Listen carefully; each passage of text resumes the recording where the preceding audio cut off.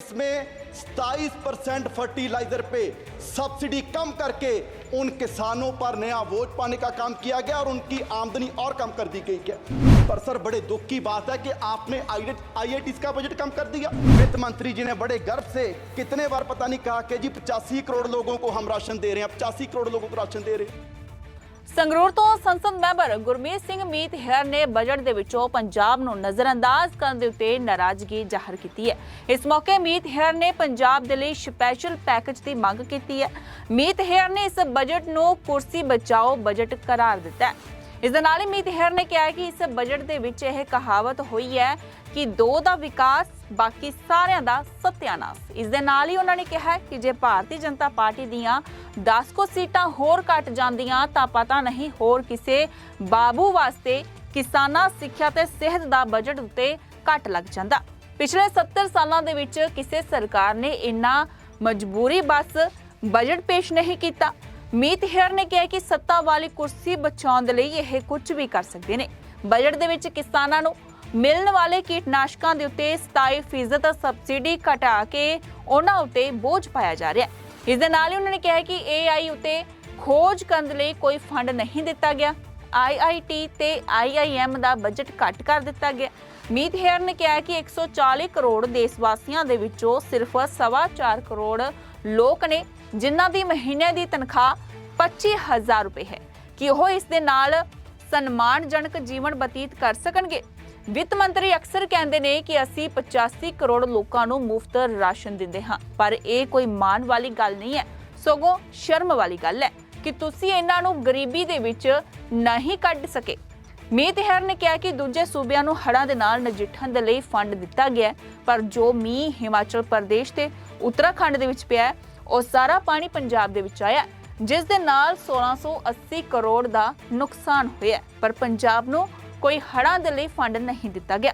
ਇਸ ਦੇ ਨਾਲ ਹੀ ਦੇਸ਼ ਆਜ਼ਾਦ ਕਰਾਉਣ ਦੇ ਲਈ ਸਾਡੀਆਂ ਸਭ ਤੋਂ ਵੱਧ ਕੁਰਬਾਨੀਆਂ ਹੋਈਆਂ ਨੇ। ਪੰਜਾਬ ਦੇ ਵਿੱਚ ਕੋਈ ਪਿੰਡ ਅਜਿਹਾ ਨਹੀਂ ਹੋਵੇਗਾ ਜਿਸ ਦੇ ਵਿੱਚ ਕਿਸੇ ਸ਼ਹੀਦ ਦਾ ਬੁੱਤ ਨਾ ਲੱਗਿਆ ਹੋਵੇ। ਅੱਜ ਵੀ ਤਿਰੰਗੇ ਦੇ ਵਿੱਚ ਲਿਪਟ ਕੇ ਨੌਜਵਾਨਾਂ ਦੀਆਂ ਲਾਸ਼ਾਂ ਆਉਂਦੀਆਂ ਨੇ। ਤੁਸੀਂ ਆਤਮ ਨਿਰਭਰ ਭਾਰਤ ਦੀ ਗੱਲ ਕਰਦੇ ਹੋ, ਉਹ ਪੰਜਾਬ ਦੇ ਕਿਸਾਨਾਂ ਨੇ ਬਣਾਇਆ, ਜਿਸ ਦਾ ਸਾਨੂੰ ਖਮਿਆਜਾ ਭੁਗਤਣਾ ਪਿਆ। ਸਾਡਾ ਪਾਣੀ ਖਤਮ ਹੋ ਗਿਆ। ਪੰਜਾਬ ਦੇ ਵਿੱਚੋਂ ਕੈਂਸਰ ਦੀ ਟ੍ਰੇਨ ਚੱਲਦੀ ਹੈ। ਅਸੀਂ ਆਪਣਾ ਸਾਰਾ ਕੁਝ ਦੇਸ਼ ਦੇ ਲਈ ਕੁਰਬਾਨ ਕਰ ਲਿਆ, ਪਰ ਇਸ ਦੇ ਬਦਲੇ ਸਾਨੂੰ ਕੀ ਮਿਲਿਆ? ਇਸ ਮੌਕੇ ਮੀਤ ਹੈਰ ਨੇ ਪੰਜਾਬ ਦੇ ਲਈ ਸਪੈਸ਼ਲ ਪੈਕੇਜ ਦੀ ਮੰਗ ਕੀਤੀ ਹੈ। ਸੋ ਤੁਹਾਨੂੰ ਇੱਕ ਵਾਰੀ ਫਿਰ ਦੱਸ ਦਿੰਦੇ ਹਾਂ ਕਿ ਸੰਸਦ ਦੇ ਵਿੱਚ ਮੀਤ ਹੈਰ ਦੇ ਵੱਲੋਂ ਪੰਜਾਬ ਨੂੰ ਨਜ਼ਰਅੰਦਾਜ਼ ਕਰਨ ਤੇ ਨਾਰਾਜ਼ਗੀ ਜ਼ਾਹਰ ਕੀਤੀ ਗਈ ਹੈ। ਨਾਰਾਜ਼ਗੀ ਜ਼ਾਹਰ ਕਰਦੇ ਹੋਏ ਉਹਨਾਂ ਨੇ ਕਿਹਾ ਕਿ पंजाब ने एक स्पेशल पैकेज दिता जावे। पर सभापति जी मैं शुरुआत क्योंकि पूरे बजट में मेरे प्रदेश पंजाब का जिक्र तक नहीं किया गया, मैं विरोध दर्ज करवाते हुए बात अपनी शुरू करना चाहूँगा। सभापति जी जब मैं स्कूल में पढ़ता था तो दीवारों पे एक नारा लिखा रहता था, हम दो हमारे दो। और पूरे देश के लोग जानते हैं कि पिछले 10 साल 2 साहब की सरकार चल रही थी। अब उन 2 साहब के कंधों पर और 2 लोग बैठ गए हैं और वो पुराना नारा पूरी तरह फिट हो गया कि हम दो हमारे दो। सभापति जी चलो ये तो पुराना नारा है, एक नया नारा इस सरकार का सबका साथ सबका विकास, लेकिन मुझे लगता है कि वो नारा भी 2 का विकास बाकी सबका सत्यानाश इस बजट में सारा कुछ दर्शाया जा रहा है। सभापति जी जिस दिन इलेक्शन का रिजल्ट आ रहा था तो स्वाभाविक है सारे लोग अपना देख रहे थे और पूरे देश का भी देख रहे थे कि क्या बन रहा है, किसकी सरकार बन रही है। और जब बीजेपी की सुई 230 और 40 के बीच अटकी हुई थी तो हम सोच रहे थे कि 5-10 और कम हो जाएं और कम हो जाएं, लेकिन अब मैं कहता हूं भगवान का शुक्र है कि आपकी 240 आ गई। अगर 5-10 और कम हो जाती पता नहीं बाबूजी नायडू जी के साथ कोई और बाबूजी आ जाते और इस वजह से और शिक्षा का, स्वास्थ्य का, मनरेगा का और किसानों का बजट और कम हो जाता।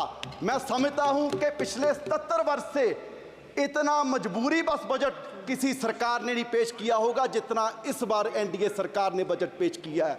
मैं समझता हूं कि ऐसे नहीं कि हमारे जितने विपक्ष के साथी हैं वो बहुत खुश होंगे इस बजट से, क्योंकि हरियाणा वाले हैं, महाराष्ट्र वाले हैं, उनके वहाँ तो इलेक्शन भी है।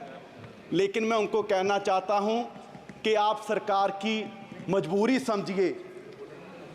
यूं ही कोई इतना बेवफा नहीं होता, कुछ तो मजबूरियां रही होंगी, और मजबूरी सिर्फ यही है कि वो सत्ता वाली कुर्सी बचानी है और उसके लिए कुछ भी करना पड़ जाए। और उसके लिए आपने अपने बजट में जो 4 बातों का जिक्र किया है कि युवा का, किसान का, महिलाओं का, गरीबों का ख्याल इस बजट में रखा गया है। तो सभापति जी, किसानों से वादा किया गया था कि 2 गुना उनकी आमदनी करेंगे, एमएसपी का वादा किया गया, लेकिन बड़े दुख की बात है कि इसमें 27% फर्टिलाइजर पे सब्सिडी कम करके उन किसानों पर नया बोझ पाने का काम किया गया और उनकी आमदनी और कम कर दी गई। क्या आपने कहा कि गरीबों की सरकार है और गरीबों को सबसे बड़ा बेनिफिट पूरे देश भर में अगर मिल रहा था तो मनरेगा से मिल रहा था, और उसका भी बजट कम कर दिया। और उसमें जो महिलाओं की बात इसमें की गई है, सबसे ज्यादा महिलाएं ग्रामीण क्षेत्र से, अगर कहीं से उनको इनकम है तो मनरेगा से है। सो बड़ी शर्म की बात है, आपने ना गरीबों को छोड़ा ना महिलाओं को छोड़ा। और उसके बाद युवा की बात की गई। सर, आपके ही इकोनॉमिक सर्वे में जिक्र किया गया कि भारत क्योंकि युवा देश है, यंगिस्तान है, तो यहाँ एआई पर हमारे रिसर्च नहीं हो रहा। जितने रिसर्च पेपर्स हैं, अगर हम अमेरिका से कंपैरिजन करें, चाइना से कंपैरिजन करें, तो हम बहुत पीछे हैं। तो उस पर फंड देने की जरूरत थी। पर सर, बड़े दुख की बात है कि आपने आईआईटीज का बजट कम कर दिया, आईएमएम्स का बजट कम कर दिया। क्या इस तरीके से हम देश को आगे लेके जाएंगे? हम बात कर रहे हैं, मैडम भी बोल रही थे कि जी 10 साल पहले ऐसे थे, 10 साल पहले ऐसा था। सर, सिर्फ आंकड़ों से भारत आगे नहीं जाएगा। अगर पूरी दुनिया में भारत की पोजीशन देखनी है तो हैप्पीनेस इंडेक्स में हम 2016 में 118वें नंबर पर थे और अब 126वें नंबर पर चले गए। ग्लोबल हंगर में हम 111वें नंबर पर हैं 125 देशों में। और जिन हमारे जो पड़ोसी देश हैं, जिनको हम मुल्क भी नहीं समझते हो, वो भी हमारे देश से आगे निकल रहे हैं। और सबसे हैरानी की बात सभापति जी आपको होगी, एक रिपोर्ट के एनवायरमेंटल परफॉर्मेंस इंडेक्स 180 देशों का सर्वे किया गया और बड़े दुख की बात है कि हम 180वें नंबर पर हैं। एक देश भी हमसे पीछे नहीं। और हम कह रहे हैं कि जी हम विश्व गुरु बनेंगे। सर, सिर्फ बातों से विश्व गुरु नहीं बनेंगे। पूरे देश के हालात ये हैं कि 140 करोड़ की पॉपुलेशन में सिर्फ 4.25 करोड़ लोग हैं जिनकी सैलरी, जिनकी कमाई महीने की 25,000 से ज़्यादा है। आप सोचिए, जिनकी 25,000 से महीने की सैलरी कम है, क्या वो किस तरह का कोई सम्मानजनक जीवन वो व्यतीत कर रहे होंगे? यहाँ पर माननीय वित्त मंत्री जी ने बड़े गर्व से कितने बार पता नहीं कहा कि जी 85 करोड़ लोगों को हम राशन दे रहे हैं, 85 करोड़ लोगों को राशन दे रहे हैं। ये कोई गर्व की बात नहीं, मुझे लगता है कि सरकार के लिए शर्म की बात है कि पिछले 10 साल में आप 85 करोड़ लोगों को गरीबी से बाहर निकाल पाए और आप इसकी चीज को बड़े गर्व से बता रहे हैं। बैजा। और सर, ऐसे देश आगे नहीं बढ़ेगा। और सर, अगर मैं लास्ट में अपने क्षेत्र पंजाब की बात करूं, क्योंकि सर वैसे तो किसी प्रदेश का ध्यान नहीं रखा गया, अगर मैं पंजाब की बात करूं, सर फ्लड्स के लिए बजट आपने लॉट किया। आपने कहा जी असम में फ्लड्स आए, बिहार में फ्लड्स आए, उत्तराखंड में फ्लड्स आए, हिमाचल में फ्लड्स आए। क्या सर पंजाब देश का हिस्सा नहीं है? जो बारिश उत्तराखंड में हुई, हिमाचल में हुई, क्या वो पहाड़ों में रुक जाएगी? वो सारी बारिश का पानी पंजाब में आया और 1680 करोड़ का नुकसान पंजाब का हुआ। सर, मैं उस समय इरिगेशन मिनिस्टर था, मैं तरन गया, मैं कपूरथला गया, मोहाली गया, रोपड़ गया और हमारे वहां सर क्षेत्र में ऐसा माहौल बन गया कि 3 फुट मिट्टी चढ़ गई। और वहां मैं दावे से कह सकता हूं कि अगले 20 साल भी वहां खेती नहीं हो सकती। और सर 2 मिनट और सर मैं पंजाब के पॉइंट ऑफ व्यू से कहूं, इतनी नफरत पंजाब से क्यों है?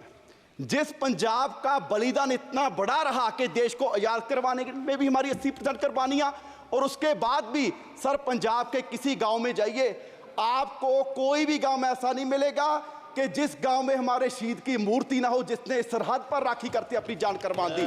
आज भी कोई दिन नहीं होगा कि तिरंगे में लिपटी लाश हमारे नौजवानों की हमारे गांव में, हमारे पंजाब में ना आती हो, और उसका आप जिक्र तक नहीं करते।